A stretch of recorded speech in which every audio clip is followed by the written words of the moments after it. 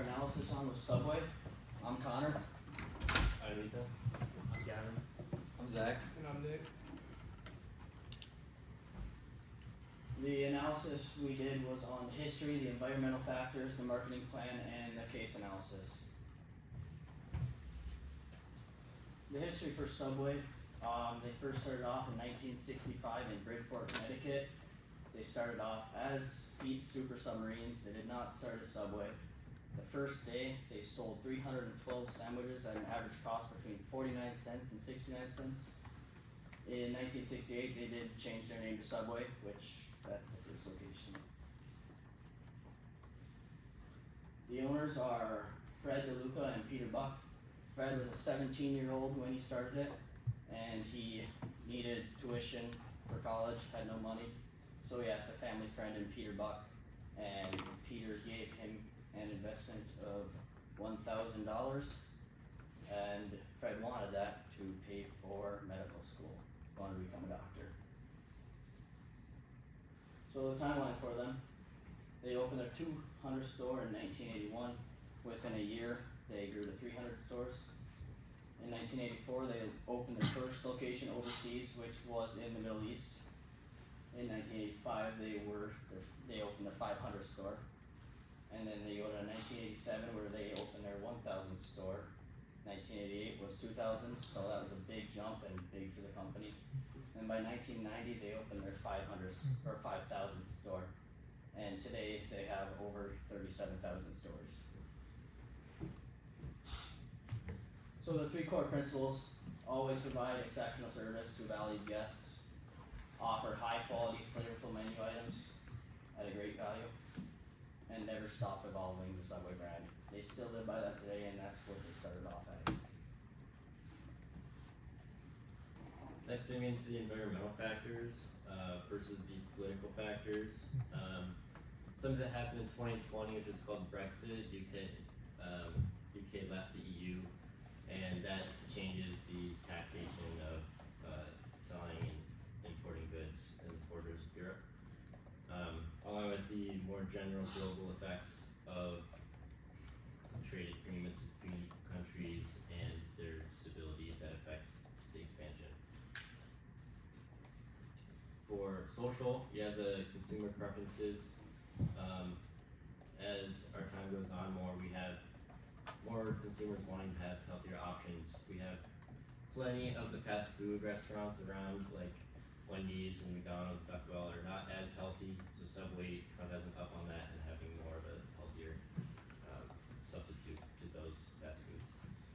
And a little bit on cultural menu adjustments. Since Subway has worldwide restaurants, we have different menus that will adjust to different cultures, and we'll expand more on that later. Go to some technological. As you'll see in the picture, we have automatic slicers. Now, before Subway had these automatic slicers, their meats were processed at like a central facility and then shipped to the restaurants. They are not shipped on site, but now the slicers, you can come right in front of customers, it's fresh meat, and you don't have to worry about sliced meat being transported. And as technology keeps going, we have more of a media presence. Subway also has an app now that will help with online ordering and digital payment options. The legal environmental factors, following FDA rules and regulations, sanitation, transparency, they gotta be clear about what food safety laws they're complying with, and this helps with keeping customer trust and avoiding legal issues.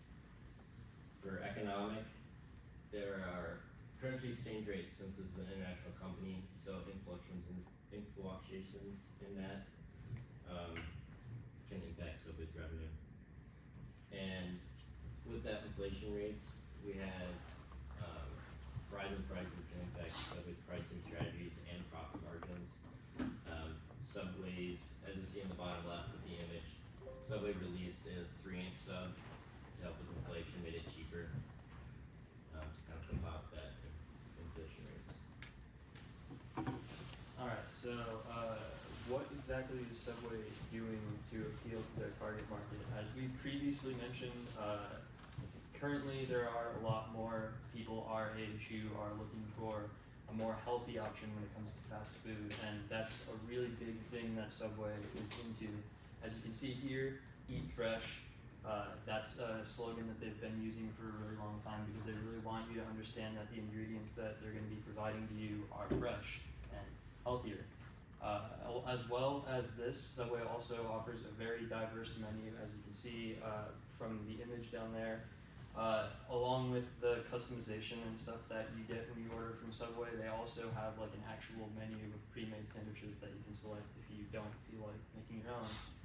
Recently, they've actually adjusted their menu a little bit with something that they're calling the series menu, which brings out a lot of new versions of previously made sandwiches to help sort of attract a little bit more interest to some stuff that maybe wasn't doing so well beforehand. And as well as all that stuff, something that Subway is very big into is franchising, which allows them to reach a much wider range of places globally, which we will be touching on in the next slide. So, as you can see here, Subway has a massive range all around the world with locations in over 100 countries, which you can see here in this map. So, something that they like to do and a really effective way that they segment these different markets is by offering different menu options based on the location. So, in the picture right here, that's a sandwich that you could order from Subway if you were to go to a location in Japan, which features some ingredients like shrimp and wasabi that aren't really as popular here, but are huge parts of the culture in that section of the world, which helps them appeal a little bit more to customers who might be looking for something to eat over there. Subway's marketing mix and their 4 Ps. Their product is sandwiches, healthy or not, hot or cold. They have a menu, but they also are very customizable. They do have pizza in selected locations. They started that in like 2006, but only certain amount of locations have it now because it's somewhat discontinued. Along with your sandwich, you get chips, drinks, apple slices for little kids, and Go-Go squeezes. And they also do salads and catering services for a larger group of people. The price for sandwiches tend to be $4 to $8. Unless for special sandwiches like the ultimate steak, they can go to like $11. Combos, they do chips and drink, and that ranges from like to like $11. And salads and pizzas range from like $5 to $6. The difference between like McDonald's has salads too, but they're like $2 to $4, and Subways are like $5 to $6. But the difference is that Subways are a lot more healthier, and so they would be willing to pay that price. Promotion, eat fresh, like I said earlier. It's this highlight the quality of their sandwiches. Now they are broadcasting a lot of Subway's commercials on Primetime Sports and on cable networks. There's a lot of athletes who are now in their advertisements, like Stephen Curry, he's a national basketball player. Patrick Mahomes, he's football, and along with Megan Rapinoe, she is a soccer player, and so they have a huge range of sport programs that advertise them. They also now have a blimp that's really cool. You can go eat and dine on it and take it across country, I think, and try their sandwiches. And that's a heck of a way to promote your food. And placement. I said earlier there's 37,000 locations in 100 countries. Maybe looking at gas stations, business places, amusement parks, hospitals, military bases, athletic stadiums, and convenience stores. And it's grab-and-go healthy snack. We have a Subway by the Peak over here, and people who go to the gym before or after, that's something they would like to eat. And there's also it's also next to like a Smoothie King, so like nice smoothie, like healthy smoothie to go with your sandwich, and heck yeah. And our SWOT analysis, strengths. There's a large availability of customizable subs. It's one of the largest fast food restaurants in the nation, or in the world, I mean. So their brand is everything. they have a lot of athletes who brand their company, and they have cheap startup costs for anyone who wants to start up a Subway. Weaknesses: the franchises are very controlled. Once you're an owner, you don't really have much control of what happens to your shop. You're kind of like the company really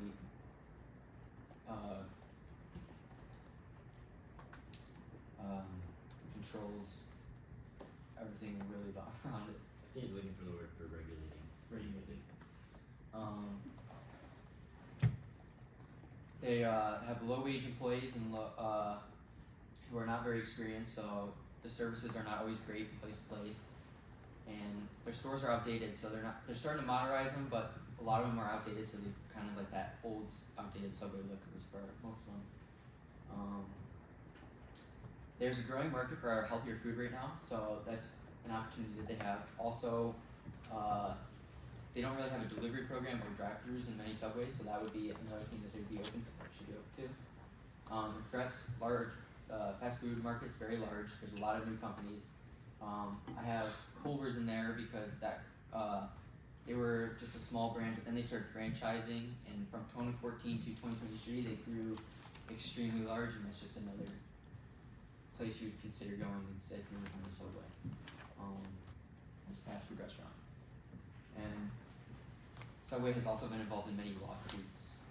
Like recently there was a tuna incident where their tuna wasn't considered real tuna, so yeah, that's one of their threats. Okay, so for the case study, we ended up choosing Jimmy John's as our main competitor. We felt that they were the most similar on a national scale. So to start off with some of Jimmy John's advantages, we think that they use a much more convenience-based approach. They specialize in being quick, and they want to move people out the door as quick as possible, move on to their next guests, and this kind of goes for their delivery system, which is also a major bonus. None of their major competitors like Subway or Jersey Mike's really have their own delivery service. There are a lot of things like Grubhub, Uber Eats, DoorDash, but none of them are actually owned by the actual company itself. And then lastly, consistency. They've had like the same 20 items on their menu for a really long time. People know what to expect when they're going to Jimmy John's and what they're going to get when they order there.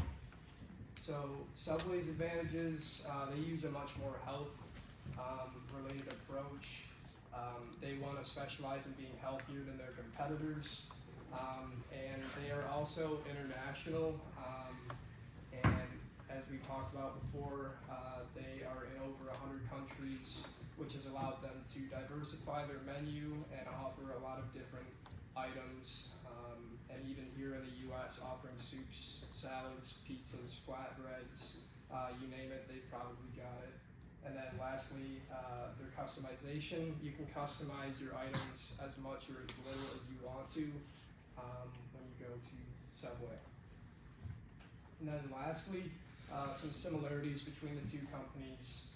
Their target markets are extremely similar. They're targeting younger adults in that age group of 18 to 34. And they obviously both have very different approaches on how they target these groups, as we talked about in the previous slides.